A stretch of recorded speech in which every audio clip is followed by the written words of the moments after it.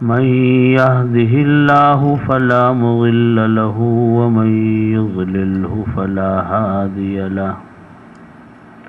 وأشهد أن لا إله إلا الله وحده لا شريك له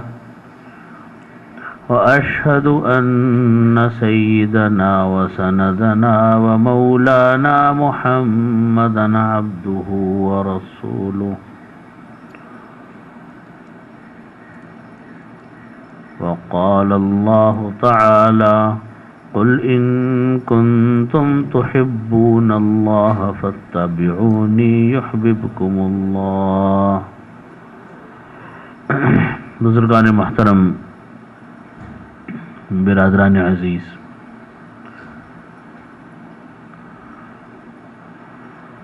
میرا آج کا موضوع تعلیم کے حوالے سے ہے، اور یہ موضوع ایسا ہے، اتنا لمبا ہے کہ اس پر کئی نشستوں کی ضرورت ہے۔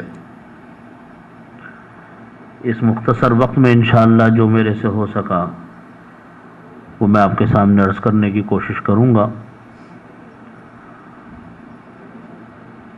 آپ حضرات جانتے ہیں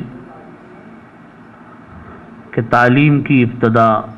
سب سے پہلے نبی کریم صلی اللہ علیہ وسلم سے ہوئی، اور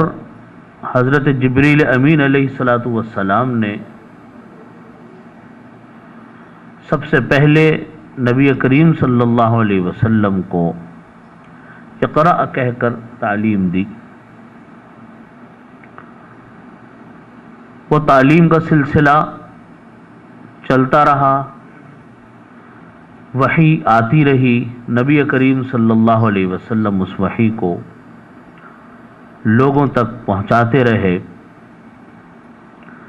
یہاں تک کہ اللہ رب العزت نے قرآن کریم کی تکمیل فرمائی اور قرآن کریم کا نزول جو تھا مکمل ہوا۔ قرآن کریم نبی کریم صلی اللہ علیہ وسلم حضرات صحابہ اکرام رضوان اللہ تعالی علیہم اجمعین کو الفاظ بھی سکھلاتے رہے، اس کے معنی بھی سکھلاتے رہے۔ صرف اس پر اکتفا نہیں فرمایا نبی کریم صلی اللہ علیہ وسلم نے کہ الفاظ سکھلا دیں گے، معنی خود ہی سیکھ لیں گے، بلکہ اس کے معنی بھی حضرات صحابہ اکرام کو نبی کریم صلی اللہ علیہ وسلم نے ہی سکھلائے ہیں۔ در حقیقت احادیث کو دیکھا جائے تو احادیث کیا ہیں؟ وہ نبی کریم، وہ قرآن پاک کی ہی تشریح ہیں۔ حضرت عمر فاروق رضی اللہ عنہ فرماتے ہیں کہ میں نے نبی کریم صلی اللہ علیہ وسلم سے سورہ بقرہ 8 سال میں پڑھی ہے۔ اب سوال یہ ہے کہ سورہ بقرہ میں حضرت عمر فاروق رضی اللہ عنہ جیسا جلیل القدر صحابی، جن کی عربی زبان مادری زبان ہے، ان کو عربی کے معنی سمجھنے میں کوئی دشواری نہیں تھی، معنی تو ان کے لیے عام بات تھی، وہ کیا سیکھتے رہے 8 سال تک؟ وہ در حقیقت ان آیات کی تشریح سیکھتے رہے، ان کی تفصیل سیکھتے رہے جو نبی پاک صلی اللہ علیہ وسلم ارشاد فرماتے رہے۔ یہ معاملہ صرف کسی ایک صحابی کا نہیں ہے، بلکہ تقریباً تمام صحابہ کرام کے یہی معاملات ہیں۔ صفہ کی جو درسگاہ ہے، وہ صفہ کی درسگاہ میں کون حضرات بیٹھتے تھے؟ صحابہ کرام بیٹھتے تھے جن کی عربی زبان مادری زبان تھی، لفظی ترجمہ ان کو بہت اچھا آتا تھا، عربی کے اشعار کہتے تھے، وہ در حقیقت قرآن کریم کے معنی سمجھنے بیٹھتے تھے۔ یہی سلسلہ چلتا رہا، یہی سلسلہ چلا ہے، اور وہ معنی جو حضرات صحابہ کرام نے سیکھے نبی کریم صلی اللہ علیہ وسلم سے، انہوں نے انہی معانی کو اپنے بعد میں آنے والے لوگوں کو سکھلایا، بعد میں آنے والے حضرات نے اس کے بعد لوگوں کو سکھلایا۔ وہی تشریحات چلتی رہیں، موجودہ زمانے کے حوالے سے اس میں جو تبدیلیاں پیدا ہوتی تھیں علماء امت مل کر ان تبدیلیوں کی روشنی میں نئے نئے مسائل اس سے مستنبط کیا کرتے تھے۔ اسی وجہ سے کہا جاتا ہے کہ جب بھی کوئی آسمانی کتاب نازل ہوتی ہے اس کے ساتھ ساتھ کوئی نہ کوئی اللہ کا نبی ضرور اترتا ہے۔ یہ نہیں ہو سکتا، یہ عادت اللہ نہیں ہے یہ کہ کوئی آسمانی کتاب اللہ رب العزت نے بھیجی ہو لیکن اس کے ساتھ کوئی سکھانے والا معلم نہ بھیجا ہو۔ آپ دیکھیے قرآن پاک کے ساتھ نبی کریم صلی اللہ علیہ وسلم کی بعثت ہوئی، انجیل کے ساتھ حضرت عیسیٰ علیہ السلام کی بعثت ہوئی، توریت کے ساتھ حضرت موسیٰ علیہ السلام سکھانے آ رہے ہیں، زبور کے ساتھ حضرت داؤد علیہ السلام تشریف لا رہے ہیں۔ یہ معاملہ تشریحات کا یہ در حقیقت استاد کے بغیر ممکن نہیں تھا۔ اسی لیے ایک نہ ایک ہر آسمانی کتاب کے ساتھ ایک نہ ایک استاد ہے، اور علم کا معاملہ ہے بھی یہ کہ علم بغیر استاد کے انسان کو آتا نہیں ہے۔ تو جب تک کوئی استاد نہ ہو، جب تک کوئی سکھانے والا نہ ہو، جب تک کوئی اس کی تشریح اور تعبیر بیان کرنے والا نہ ہو، قرآن پاک کو جب تک آپ ان تشریحات کی روشنی میں نہیں سمجھیں گے جو نبی پاک صلی اللہ علیہ وسلم نے ارشاد فرمائی،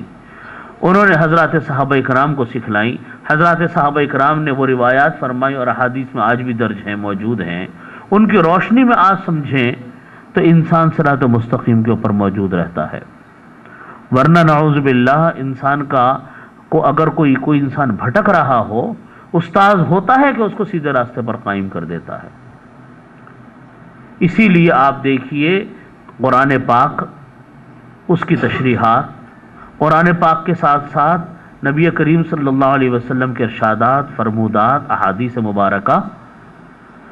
پھر اس کے بعد ان صحابہ اکرام کی تشریحات، ان صحابہ اکرام کے فرمودات، ان کا طرز عمل، یہ سب مل کر در حقیقت اب یہ فقہ بن رہا ہے، دین بن رہا ہے، مسئلے مسائل وجود میں آ رہے ہیں۔ اس لیے آج بھی موجودہ زمانے میں بھی ہمیں جتنے نت نئے مسائل پیش آتے ہیں آج علماء اکرام کو، اس سائنسی دور کے اندر جو نت نئے مسائل پیش آتے ہیں، اس میں جذبات سے نہیں انسان ہم سوچ سکتے کہ صاحب ہمارے جذبات یہ ہیں اور بس عمل کر ڈالا نت نئے کسی ضرورت کے اوپر، بلکہ جب تک ہم اپنی تحقیق کو، اپنی ریسرچ کو ہم ان تشریحات کی روشنی میں نہ دیکھیں جو تشریحات اس 1400 سال سے لے کر آج تک چلی آ رہی ہیں،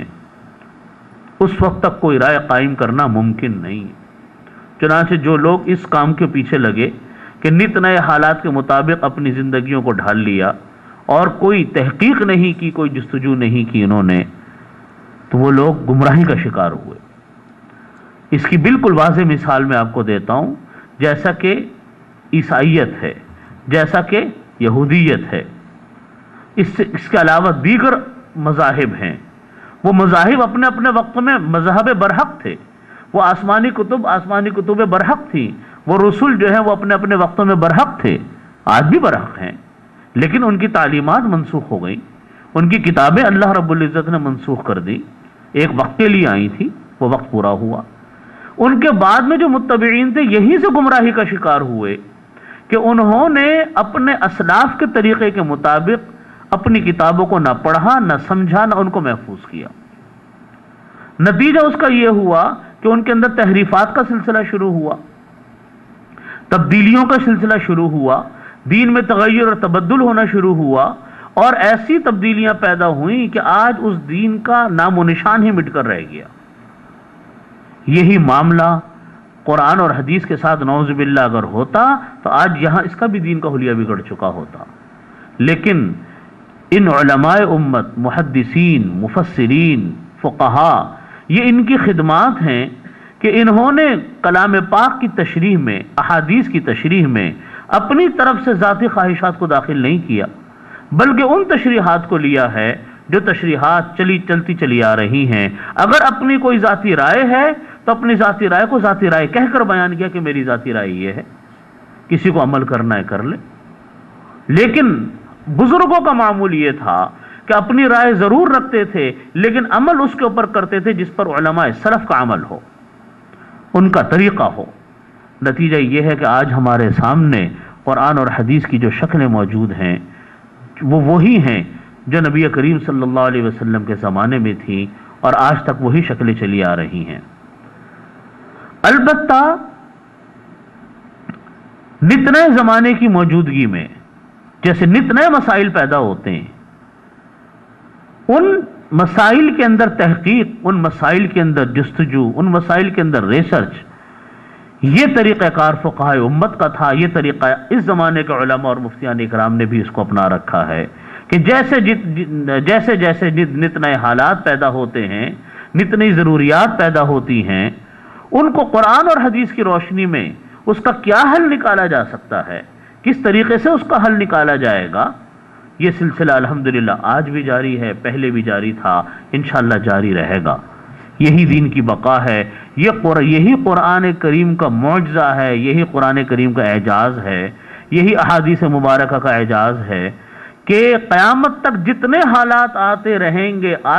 گے ان کا حل قرآن اور حدیث سے نکلتا ہی رہے گا۔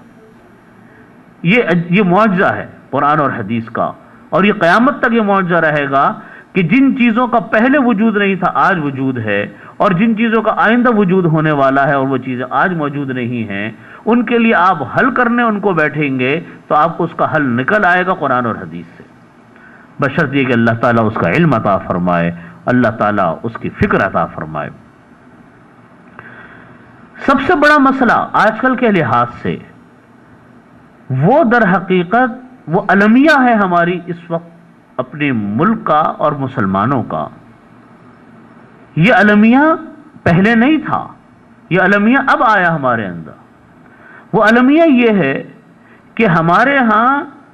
یا تو قرآن اور حدیث کی تعلیم ہو گئی، تو پھر ہم موجودہ زمانے کی عصری تعلیم کو چھوڑ بیٹھے۔ موجودہ زمانے کی عصری تعلیم کو جن لوگوں نے لے لیا انہوں نے قرآن اور حدیث کی تعلیم کو چھوڑ دیا۔ مشکل یہاں پر پیش آئی ہے، جس کی وجہ سے ایک دم دو طبقے وجود میں آ گئے، دو تعلیمی نظام وجود میں آ گئے۔ ایک تعلیمی نظام دنیا کا کہلایا جانے لگا، ایک تعلیمی نظام دین کا کہلایا جانے لگا۔ یہ تفریق پہلے نہیں تھی۔ آپ دیکھیے مسلم سائنسدان، مسلم ماہرین معاشیات کو آپ دیکھیں، یہ ہر چیز ان لوگوں کی ایک لائنیں تھیں اپنی۔ وہ اگر دین کے عالم تھے، وہ قرآن اور حدیث کے اوپر اگر ان کو دسترس تھی تو وہ عمرانیات کے بھی ماہر تھے، وہ سائنسدان بھی تھے۔ چنانچہ ابو ریحان البیرونی ہے، خوارزمی ہیں، کندی ہیں، یہ سارے کے سارے وہ نام ہیں کہ اور بھی اس کے علاوہ بے شمار نام ہیں، جابر بن حیان ہیں کہ جو مسلم سائنسدان تھے، قرآن پر بھی ان کی نظر تھی، حدیث پر بھی نظر تھی، اور نت نئی تحقیقات میں لگے ہوئے تھے۔ اپنی تعلیم سے، اپنی تحقیق سے دوسرے انسانوں کو فائدہ پہنچا رہے تھے۔ مسئلہ جو آ کر بدلا ہے، یہ سمجھنے کی بات ہے، یہ تفریق کب سے پیدا ہوئی؟ یہ تفریق پیدا ہوئی ہے کہ جس وقت انگریزوں کا تسلط ہوا ہے ہندوستان کے اوپر، تو انگریزوں نے اپنے تعلیمی ادارے قائم کیے۔ مسلمانوں نے شروع میں تو یہ کوشش کی کہ کسی طریقے سے انگریزی تسلط سے نجات حاصل کی جائے۔ 1857 کا جہاد آزادی بھی ہوا، پھر ناکام ہوا، سب کچھ ہوا۔ جب مسلمانوں نے یہ دیکھا کہ نہیں، اب ہمارے لیے ان سے نکلنا فی الوقت ممکن نہیں ہے، تو ہمارے علماء اکرام نے یہ کام کیا کہ اپنے بچوں کا دین اور ایمان بچانے کے لیے، تاکہ بچوں کے اندر، اپنے نسلوں کے اندر دین اور ایمان باقی رہے، اور وہ غیر ملکی تسلط، انگریزی تسلط سے متاثر ہو کر اپنا دین ایمان نہ کھو بیٹھیں،